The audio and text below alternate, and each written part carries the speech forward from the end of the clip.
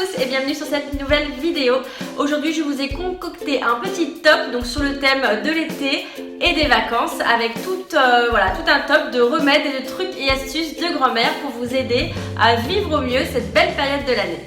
On commence tout de suite avec l'astuce numéro 1 quand vous rentrez dans votre voiture, donc les jours de canicule, donc vous savez à quel point la chaleur peut être étouffante dans votre voiture. Alors un petit remède tout simple, vous ouvrez les fenêtres et vous dirigez tout simplement la clim vers le bas.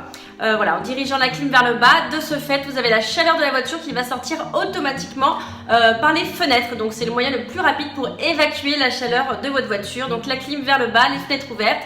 Et après, bien sûr, vous pensez à remonter les fenêtres.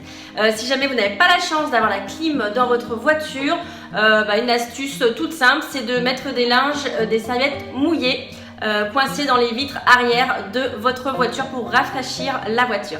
Astuce numéro 2 pour les coups de soleil. Alors pour couper la sensation de brûlure et de chaleur que vous avez sur votre coup de soleil, tout simplement, si vous avez des tomates à disposition, vous coupez une tomate en deux et vous appliquez la tomate sur le coup de soleil et ça va stopper la sensation de brûlure. Également, si vous avez des pommes de terre, pareil, vous en coupez une en deux.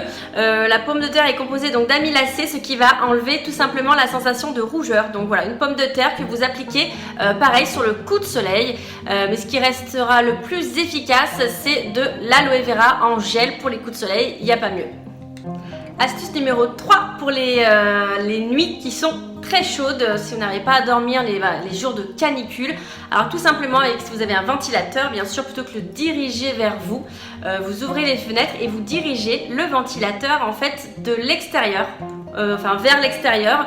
En fait, ça va faire des courants d'air tout simplement. C'est le meilleur moyen de faire des courants d'air, le ventilo dirigé vers l'extérieur et donc en même faisant des courants d'air, ça va tout simplement chasser l'air chaud à l'extérieur. Pareil, si vous avez trop chaud, il y a une petite astuce qui vous rafraîchit le corps en un temps record. C'est tout simplement de mettre de l'eau froide en fait sur l'intérieur de vos poignets au niveau des vaisseaux. Là où les vaisseaux se voient, vous mettez de l'eau fraîche et il n'y a pas mieux pour rafraîchir le corps en un temps record, comme je vous le disais.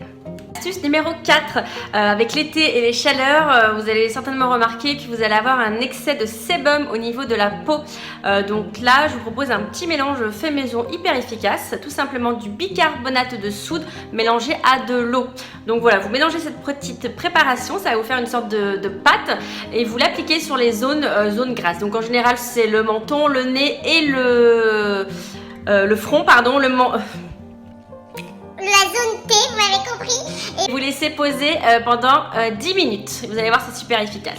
Si vous souhaitez avoir un bronzage naturel sans avoir recours à un auto-bronzant, une astuce toute bête, vous faites infuser pendant au moins 2 jours des sachets de thé noir. Alors bien sûr, vous en faites vraiment infuser au moins 5-6, un bon peu.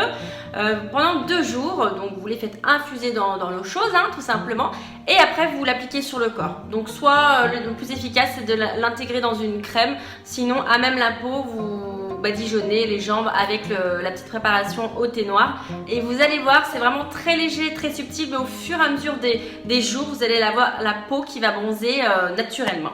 Également très efficace pour le bronzage, tout simplement mélanger du cacao, donc voilà, c'est toujours très naturel, du cacao à votre crème hydratante que vous mettez sur le corps et bien sûr la carotte sous toutes ses formes, c'est pas une légende, la carotte donne un teint allé, vraiment faut en consommer quand même un bon peu, mais vraiment sous toutes ses formes, ça fonctionne très bien. Et dans l'autre sens, si vous voulez faire disparaître des traces de bronzage, donc tout simplement atténuer votre bronzage, vous reprenez votre petite poudre de bicarbonate de soude et vous mettez du citron dedans, du jus de citron et vous l'appliquez sur vos marques de bronzage et vous allez voir, ça va atténuer et enlever les marques du bronzage.